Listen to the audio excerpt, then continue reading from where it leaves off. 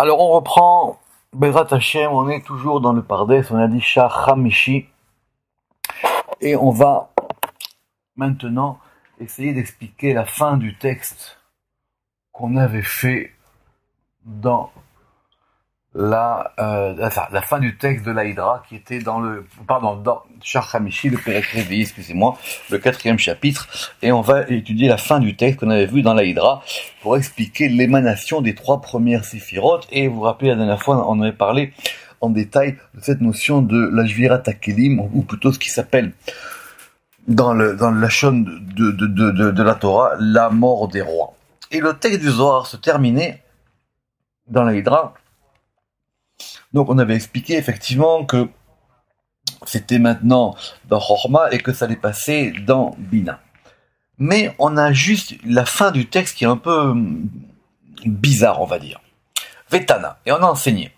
Katsalik Bereut Alem Ivre Oraita, lorsqu'est monté dans la volonté de créer la Torah, Veafka, et qu'elle soit sortie, Miyad Amra Kame, tout de suite elle a dit devant lui qui apparemment le grand patron, Man Ba'el Takna ul Marvad, celui qui veut organiser et faire une chose,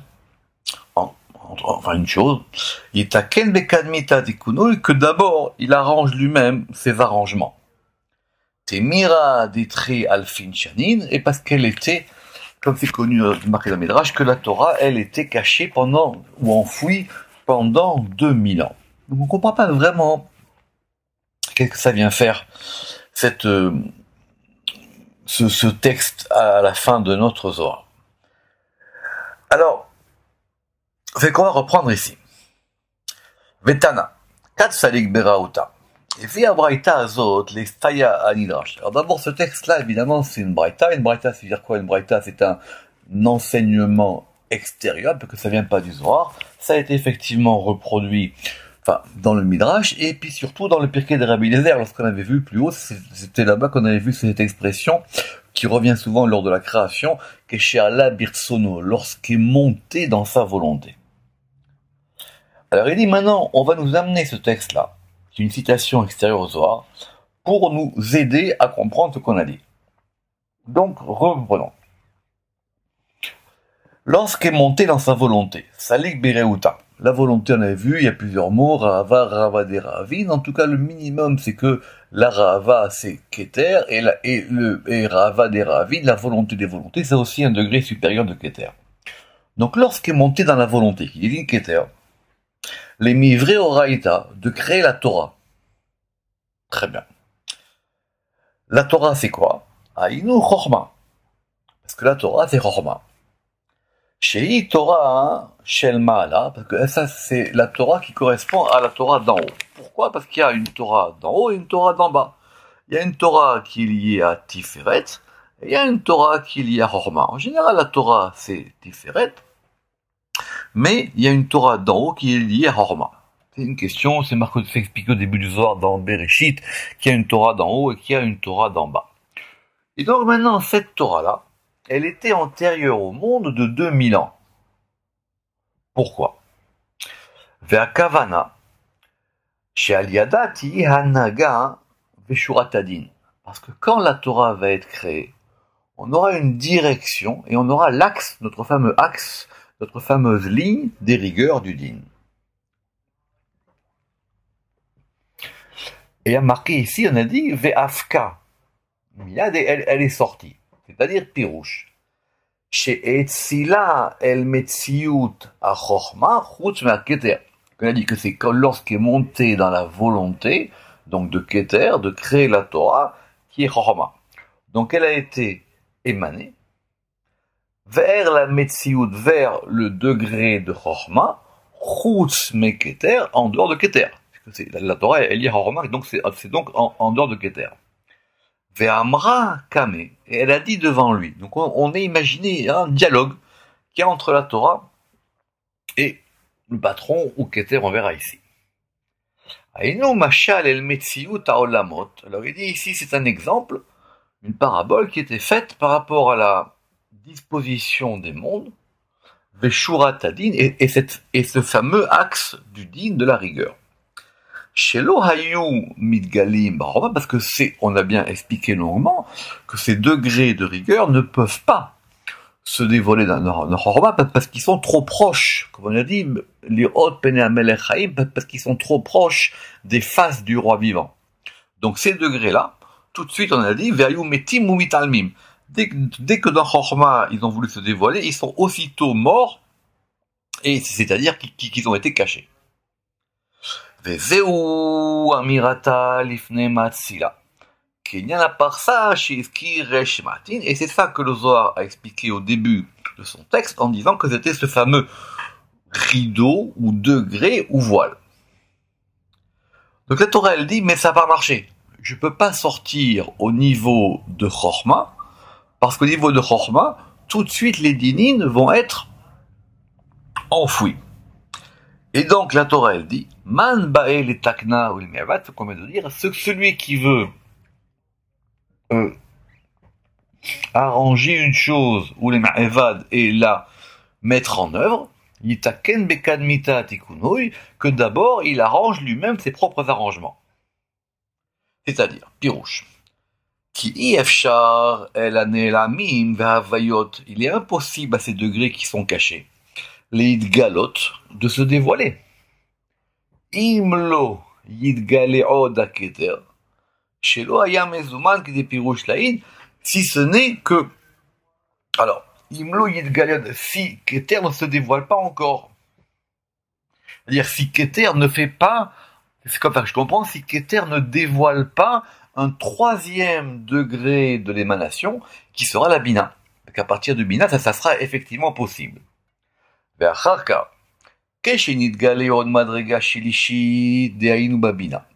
Et maintenant, lorsque se dévoilera ce troisième degré qui est la Bina, alors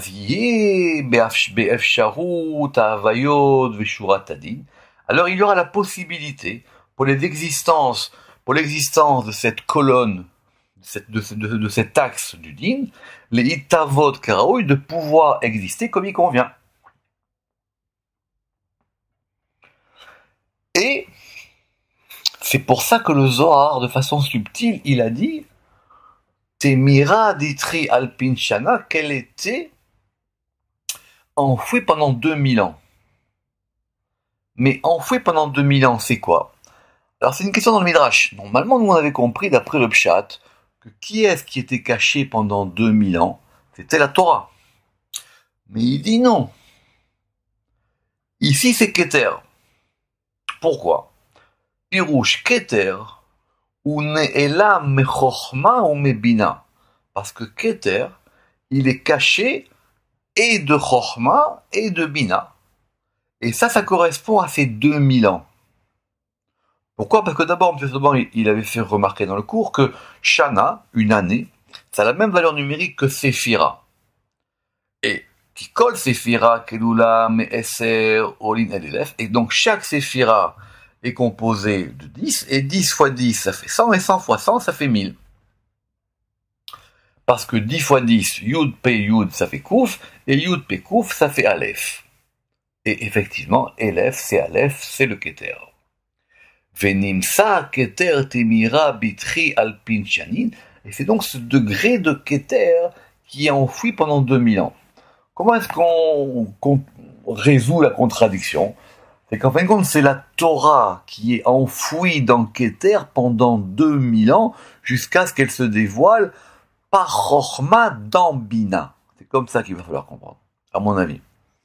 La Torah, c'est vrai qu'elle est Chochma, mais la Torah, elle dit, moi je peux pas sortir de Chochma, parce que, tout de suite, ce que je représente en termes de direction par rapport à l'axe de la rigueur et du din, ça pourra pas se dévoiler.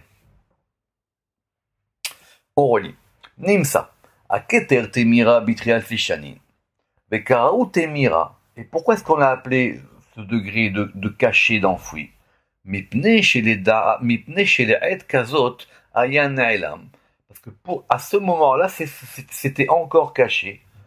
Même à propos des 2000 ans qu'on a appelés. Cette notion de 2000 ans, elle indique l'espace, enfin il n'y a pas d'espace, en tout cas la distance qu'il y a entre Keter et Bina. Et effectivement, rappelez-vous que comment est-ce qu'on avait appelé Keter? On avait appelé Keter, vous vous rappelez, Atika de Atikin, l'ancien des anciens, c'est-à-dire il est plus ancien que les anciens qui sont Chorma et Bina, voire les cours d'avant. Temira d'Etmirin, et il est caché par rapport aux degrés cachés qui sont Chorma et Bina, voire les cours d'avant. Ve'az, achar shetiken haketer be'atzmo bema sheitgale v'izdamen ad Bina. Et après, une fois que Keter va lui-même s'arranger afin de dévoiler ce troisième degré qui s'appelle la Bina, alors il sera possible pour les existants et qui vont dévoiler ce côté de la Torah qui sera le côté du Din, les hitgalot de se dévoiler ou les hitatzel et d'être émanés.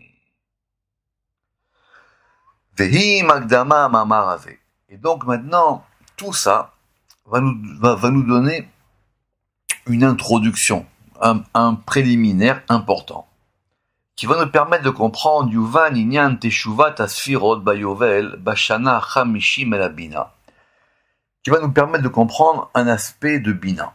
Alors vous savez que Bina, c'est très compliqué, on verra dans Sha'amaout Vanaga, mais il y a une notion qu'on associe en général à Bina, qui est la notion de 50, qu'on appelle les Nun Sha'are Bina, les 50 portes de Bina. D'accord? Il y a des Lev Netivot Chochma, il y a les 32 sentiers de Chochma, il y a les 620 de Keter, il y a chaque degré, il y a des Séphirot, il y a les Gesharim, il y a les ponts pour Keter, bref, on a vu ça dans le Pardes, et c'est à revoir. Mais qu'est-ce qu'on comprend en général? On comprend que la Bina aussi, elle est liée au Yovel, elle est liée à ce degré de 50 qui est le jubilé. Parce qu'au bout de 50 ans, d'après le Pshat, les choses reviennent à leur place. Même concrètement, la terre d'Israël, elle a été répartie selon un tirage au sort divin lors de la rentrée des enfants d'Israël dans la terre d'Israël, et chacun a eu sa part, et maintenant chaque famille a une part selon la religion selon le père, en fin de compte, selon la famille paternelle. Mais maintenant, les gens, ils peuvent vendre leur maison, ils peuvent déménager. Mais pour que cette répartition soit établie, tous les 50 ans, les choses reviennent à leur propriétaire original. C'est dans les voies du Yovel qu'il faut comprendre cette chose-là. Mais en tout cas, ça veut dire quoi? Donc on comprend que la Bina, c'est le principe de la Teshuva, c'est le principe du retour. À la fois le retour de la terre à ses propriétaires, et à la fois le retour des êtres humains à leur racine ou à la fin d'un cycle, ce qu'on appelle le repentir ou la repentance, parce que de la Bina, c'est un féminin. Alors là, qui pose une question, il dit, mais pourquoi est-ce que ce cycle-là est fait, qu'on revient à Bina? Mais là, malo yashuvu à la Keter. Si les choses doivent revenir quelque part, au moins qu'elles reviennent à l'origine, qui est Keter. Mais là, malo yashuvu à la Keter. Shiudakut yoter meshubach veyoter mitale. Parce que Keter, c'est un degré encore plus haut, plus important. Pourquoi est-ce qu'on n'aurait pas ce principe-là de retour? Ça serait pas de retour à la première séphira qui est l'origine de toute chose. Ve'atam, quelle en est la raison? Ki babina emsham bemetziut gilui sephirotav. Parce que le dévoilement des choses, il commence à partir de Bina. Quand on ramène les choses, ou quand les choses reviennent d'elles-mêmes à ce degré de Bina, elles reviennent au degré du dévoilement. C'est comme si, quelque part, Kaviachol, ça revient au moment de la naissance. Alors que Keter et Chorma, c'est avant la naissance. Ce sont des degrés complètement cachés. Aval mina Bina ulmaala. Parce qu'à propos, à partir de la Bina et au-dessus, imitalu, si les choses remontent, Yitalmuk et Kalmutam, elles remonteront pas au degré du dévoilement, elles remonteront au degré de leur origine cachée. Et donc quelque part, les choses seraient annulées. Donc il ne s'agit pas de revenir au point où on a de l'origine de la chose avant qu'elle existe. Il faut ramener la chose à son premier degré d'existence. Ceux qui savent ce que c'est que la teshuva, la repentance dans une vie, ils comprennent ce que ça veut dire. On revient pas au point d'origine, ça c'est autre chose. On revient au point où la chose est née. Ki en gilui asfirot hele mi bina ulmata. Parce que le dévoilement de ces séphirot ne se fait qu'à partir de bina et en dessous. Chez Misham Shurat Adin Noeg, parce que c'est là-bas que va commencer à être émané, où on va avoir la direction de l'axe du din. Alors maintenant qu'on a compris ce texte du Zohar, on va pouvoir comprendre un autre texte. Ve'im amamarazé, yuvan machinidraj bi pirkei de Rabbi Eliezer. On va pouvoir comprendre qu'est-ce qui est écrit dans les pirkei de Rabbi Eliezer. Pourquoi? Parce que dans le pirkei de Rabbi Eliezer, on a là-bas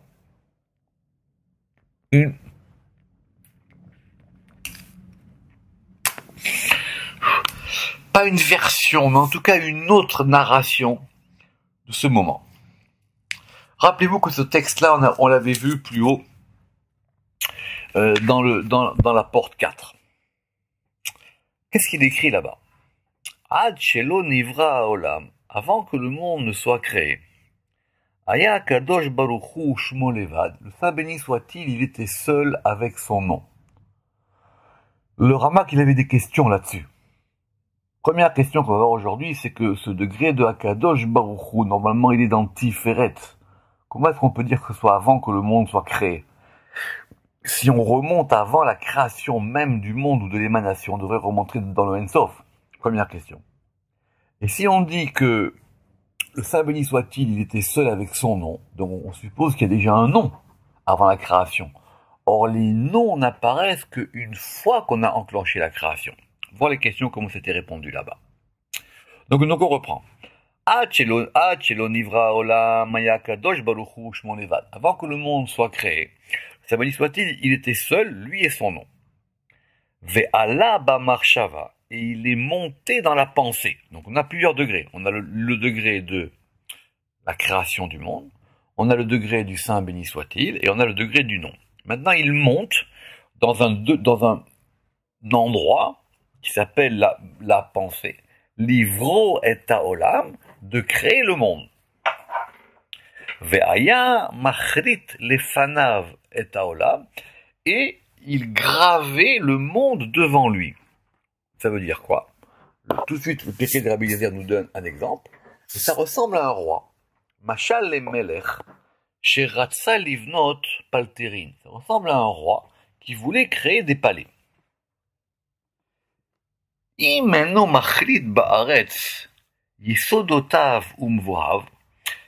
commence pas à graver dans la terre, dans le sol, les fondements du palais et les contours du palais, enfin les axes du palais, il peut pas commencer à construire. Si vous commencez pas par dessiner les fondations dans le sol, le palais ne tiendra pas. Alors, Kachaya Akadosh Baruchu Machlit Lefanav, et donc c'est comme ça que le Saint béni soit-il, il a fait. Il a gravé devant lui le monde. Velo Haya Omed, et ce monde ne se maintenait pas, ça marchait pas. Ad Shebara et a Teshuva, jusqu'à ce qu'il ait créé le principe de la Teshuva. Comment on interprète ce midrash? Ça veut dire que il y a plusieurs versions à ce midrash. Il dit qu'en fin de compte, le monde pouvait pas tenir simplement comme ça. Si on le crée tout de suite, il tiendra pas parce que les hommes, ils vont fauter. Donc on a besoin que d'abord il y ait un principe qui soit le principe du repentir. C'est quoi le principe du repentir? C'est que d'une part les hommes puissent se repentir de leurs fautes, mais surtout que leurs fautes puissent être arrangées. Qu'il y ait un principe de réparation des fautes. Qu'il y ait un principe pour qu'on puisse ramener les choses à leur origine. Sinon, le midrash, il n'est pas clair. C'est pas que je crée le monde, ah oui, mais je veux que les hommes puissent se repentir. Oui, d'accord, mais un homme, il peut toujours regretter. Non, c'est qu'il y a un principe qui lui permette de se repentir et de ramener les choses à leur origine, comme on a vu l'origine du dévoilement. Expliquons maintenant ce texte de façon plus pointue. Pirouche. Ad shelo nivra haolam, avant que le monde n'ait été créé. De quoi il s'agit? Akavana, Achelo Netzela Bina. Il s'agit avant l'émanation de la Bina. Parce que la Bina, elle s'appelle Olam. Quand on dit de créer le monde, Olam c'est Bina. On verra ce nom de Olam, les interprétations qu'il a dans Shar Echer Kinuim. On verra qu'il peut être Bina, il peut être Malchut, et des fois même il peut être Tiferet, comme nous l'expliquerons dans Shar Echer Kinuim. Donc avant que le degré du monde soit émané par le degré de Bina, Aya Kadosh Baruchu Ushmo Levad, il y avait le Saint béni soit-il et son nom qui était un. Alors du coup, si on dit que c'est avant la Bina, comment est-ce qu'on peut avoir un degré de Kucha Berichu? Parce que Kucha Berichu, normalement, c'est Tiferet. On ne peut pas dire qu'il y avait déjà Tiferet avant Bina, normalement. Alors il dit Verabim Pirshu. C'est pour ça que beaucoup ont voulu expliquer ici que Akadosh Baruch Hu c'était le Ensof et son nom c'était Keter. Donc ça serait plus logique. Avant que émane la Bina, le Ensof et son nom, qui est Keter, étaient seuls. Alors il dit Vizelanu Dochak Gadol. Il dit quand même ça nous pose des difficultés à cette interprétation. Chez Enot Sodek Milat Akadosh Baruch Hu Be'ensof. Parce que, comment est-ce qu'on pourrait attribuer le degré de Akadosh Baruch Hu au Ensof? Pourquoi? C'est pas simplement pour une attribution de Sphirot. C'est par rapport à ce que ce nom dit. Alors, on va prendre un peu de temps. On le voit tout le temps ce nom, mais on ne l'analyse pas. Akadosh, le saint, Baruch, Baruch c'est un passif. Béni, où il est. Alors on va vite dans les traductions, on dit le saint, béni soit-il. Bon, il n'y a pas de soit-il en hébreu, c'est Baruch, il est béni. Quand on dit qu'il est béni, ça veut dire qu'il est béni d'un autre degré. Il est béni, il reçoit une bénédiction. Qui milat Baruch ou mouchpa. Cette notion de Baruch, même quand on fait les Berachot, Baruch Ata Hashem, on dit béni Ata, toi, Yudke Vavke. C'est-à-dire que de la même manière que nous on veut faire descendre un influx sur l'aliment qu'on va consommer, et on fait la Beracha, soit avant l'avoir consommé, soit après l'avoir consommé. C'est-à-dire, après la Torah, c'est toujours après. Bref, c'est une autre question. On veut faire descendre sur cet aliment un influx. Et pour faire descendre cet influx, on a besoin de faire descendre un influx sur le degré de Yudke Vavke. C'est pour ça qu'on peut surtout pas traduire par Dieu. Ça n'a pas de sens pour nous. En tout cas, Baruch, ça veut dire qu'il ne mouche pas. Donc si on dit que Akadosh Baruch Hu, c'est le Ensof, comment pourrait-il recevoir un influx d'un degré plus haut que le Ensof? Il n'y a pas de degré plus haut que le Ensof. Alors il dit en général, certains veulent expliquer cette notion de Baruch.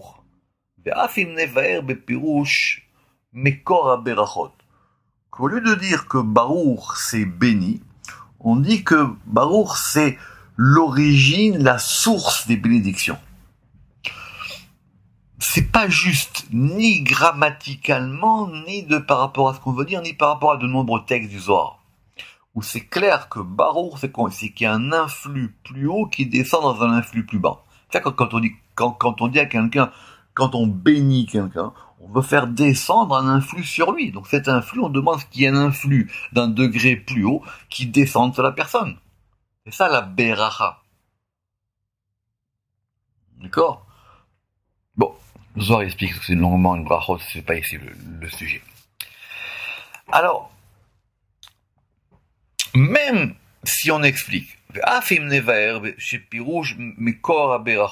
on explique que Baruch, ça indique la source des bénédictions. On a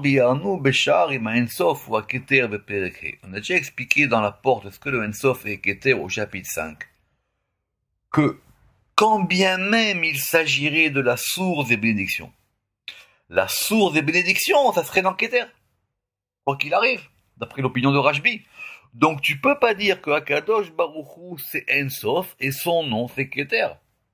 Quand bien même tu veux dire que Akadosh Baruch Hu c'est pas Tiferet, quand même tu veux dire qu'il s'agit de la source des bénédictions, la source des bénédictions elle serait dans Keter. Alors, c'est pour ça qu'on est obligé de dire. Mais la reine Omar, qui a Kadosh Baruchu ou à Keter, que quand on a dit que le Saint béni soit-il, donc qui est Keter, et son nom, et c'est quoi son nom? Son nom c'est Chorma. Chez moi et nous Chorma, ils étaient seuls. Alors maintenant, comment est-ce qu'on peut attribuer la notion de nom à Chorma? Alors il dit que cette attribution Veinyan Shem Bachorma et Nozar. L'attribution de la notion de nom à Chorma ne nous est pas complètement étrangère. Pourquoi? Ki piru Shem Bechol Makom ou Levush. Parce qu'un nom, fondamentalement, c'est quoi? Un nom, c'est un habit. C'est quelque chose qui recouvre et par lequel on va désigner la personne. Donc c'est pas la personne elle-même ou la chose elle-même, c'est quelque chose qui vient recouvrir. C'est un levouche. Et ça, on verra dans Shar Echer Kinoim à propos de la notion de Shem. Alors, s'il en est ainsi, quel est le degré qui habille Keter? C'est Chorma. Veine, levouche à Keter ou Chorma. Pourquoi? Parce que le Midrash il a dit Achelo nivra olam ayakadosh baruchu ou shmo. Le Saint béni soit-il, donc Keter, et son nom, c'est-à-dire son habit. Quel est l'habit de Keter? C'est Chorma. Donc eux, ils étaient seuls. Alors du coup, on comprend. Alors il dit, mais si maintenant on veut expliquer, d'après ce qu'on a dit plus haut, que Kadosh Baruch Hu c'est En Sof et son nom c'est Keter. ואם נבהר לפי דרכם הקדוש ברוך הוא אין סוף, et son nom il est Keter, et qu'il soit monté dans sa pensée. Après on a dit qu'il soit monté dans sa pensée. Alors la pensée c'est quoi? La pensée normalement c'est Chorma. C'est pour ça que ce Midrash il nous pose des questions. Parce que si on dit, je répète, avant que le monde ne soit créé, le monde c'est Bina. Aya Kadosh Baruch Hu, il y avait le Saint béni soit-il. Qui est-il? Soit on a dit c'est Keter, soit on a dit c'est En Sof. Alors qui dit je préfère quand même Keter. Si c'est Keter, et lui et son nom, c'est quoi le nom de Akadosh Baruch Hu? C'est le degré qu'il habille, c'est-à-dire Chorma. Et donc il est monté dans la pensée. Donc on a un troisième degré. Or la pensée c'est Chorma. C'est pour ça que si on dit qu'Akadosh Baruch Hu c'est En Sof, son nom c'est Keter, et la Machashava c'est Chorma. Livro et Haolam, de créer le monde, c'est-à-dire quoi? Aïnu atzilut avayot keshura tadin, c'est-à-dire de créer les choses selon l'axe de la rigueur, comme on l'a dit. She'en haolam be'amitut. Donc c'est ça qui va être ce degré du monde, véritablement. Ve'al shemam nikra bina olam, et c'est pour ça que la bina elle s'appelle olam. Alors, veine Alouba Marshava. Donc c'est pour ça qu'il est monté dans sa pensée et qu'il a commencé à graver, comme on l'a dit. Nerkaku Bahavayot Veshuratadin, et il a commencé à graver dans le degré de Chorma cette notion de l'axe du din. Et c'est ce que le Zohar avait voulu dire dans ces mots quand il avait dit qu'il y a la parsa d'Avanegalev, comme c'était par rapport à ce voile il glyphait, il gravait le voile. והיינו היה מחליט לפניו את העולם, c'est pour ça qu'on a dit qu'il gravait devant lui le monde. Mais effectivement, comme cette rarita, c'est pour pouvoir graver le degré du din, et que ça se fait dans Chorma, velo haya omed mipnei adakut, ça ne pouvait pas tenir. Parce que Chorma, c'est tellement proche de l'origine de Keter et des miséricordes, que tout dévoilement du din aussitôt est annulé. Et c'est ça qu'on a appelé Keinyan mitat amelachim kshepirashnu. C'est ça qu'on a appelé la mort des rois, comme on l'expliquait plus haut. Chez Mipne, rov dakut chorma, parce que la chorma elle est tellement subtile. Vekorvata el Mekora, et elle est tellement proche de la racine qui est Keter.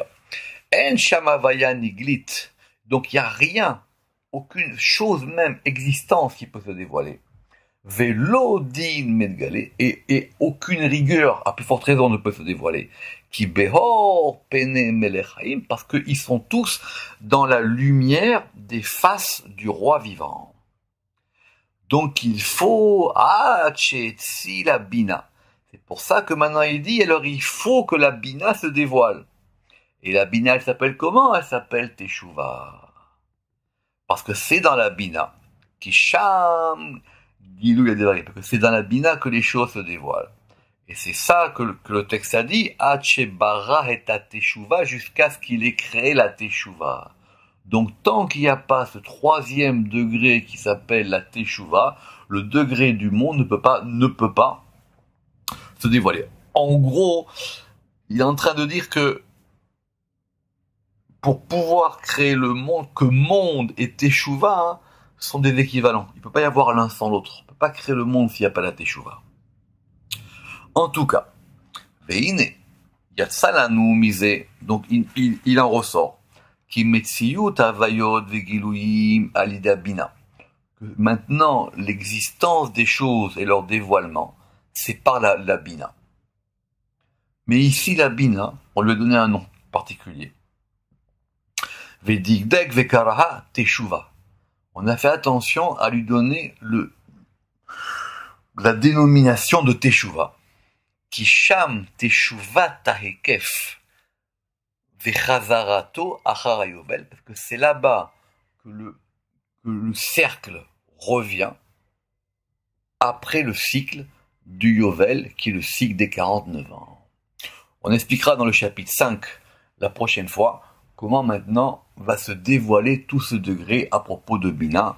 Baruch Adonai Le'olam. Amen ve Amen.